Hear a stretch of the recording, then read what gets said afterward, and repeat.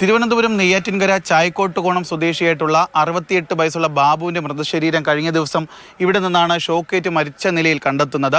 ഇയാൾ പുലർച്ചെ എല്ലാ ദിവസവും സമീപത്തുള്ള ചായക്കടയിൽ പോയി ചായ കുടിക്കുന്ന പതിവുണ്ടായിരുന്നു. ഇതിനുശേഷം ഈ കാണുന്ന ഇടവഴി വഴി അദ്ദേഹത്തിന്റെ വീട്ടിലേക്ക് പോകുമ്പോഴാണ് ഈ പൊട്ടിക്കിടന്ന ലൈൻ കമ്പിയിൽ നിന്ന് ഷോക്കേറ്റ് അദ്ദേഹത്തിന്റെ ജീവൻ നഷ്ടമാകുന്നത്.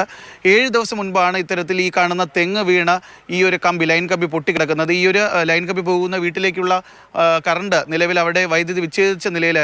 പക്ഷേ ഈ 7 ദിവസം മുൻപ് ഇവർ ഇത്തരത്തിൽ ഈ ലൈൻ കമ്പി പൊട്ടിക്കിടക്കുന്നു എന്ന തരത്തിൽ KCBയിൽ കംപ്ലൈന്റ് അറിയിച്ചിട്ടും ഇവർ ഈ ലൈൻ കമ്പി ഇവിടെ നിന്ന് മാറ്റാനായിട്ട് എത്തിയിട്ടില്ലായിരുന്നു. 2-3 ദിവസം കഴിഞ്ഞതിന് ശേഷം ഇവിടെ വന്നിട്ട് അവർ സ്റ്റേവറൊക്കെ വലിച്ച് കെട്ടിയിട്ട് അവർ നാട്ടുകാർ പറഞ്ഞ് ഇതിലെടുത്തിട്ട് കറണ്ട് വരുന്നു, ഇല്ല കുഴപ്പമില്ല അമ്മാവ നിങ്ങൾ നടന്ന് പൊയ്ക്കൊള്ളി, ഇതിൽ കറണ്ട് വരത്തില്ല എന്ന് പറഞ്ഞു. ഇതൊരു നടപ്പാതയാണിത്. 6 മെയിൻ റോട്ടിൽ നിന്ന് ഇവിടെ വന്നിട്ട് ഇതുവഴി കറങ്ങി ഈ ക്രോസ് ഇങ്ങനെ കയറി പോകേണ്ട എളുപ്പ വഴിയാണിത്. അപ്പോൾ ആ കറണ്ട് ഇല്ല എന്ന് പറഞ്ഞ് തീർത്ത് പറഞ്ഞിട്ടാണ് അവർ പോകുന്നത്.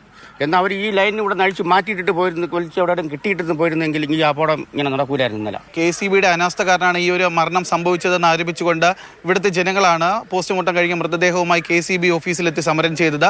ഈ പ്രതിഷേധത്തെ തുടർന്നാണ് ബാബുവിന്റെ കുടുംബത്തിന് 10 ലക്ഷം രൂപ നഷ്ടപരിഹാരം നൽകാമെന്ന് KCB അറിയിച്ചത്. അത് മാത്രമല്ല, ഈ ഒരു സംഭവവുമായി ബന്ധപ്പെട്ട് കൃത്യനിർവഹണം നേരായ രീതിയിൽ ചെയ്യാത്ത എല്ലാ തൊഴിലാളികൾക്കെതിരെയും നടപടിയെടുക്കുമെന്നും KCB ഉറപ്പ് നൽകിയിരുന്നു.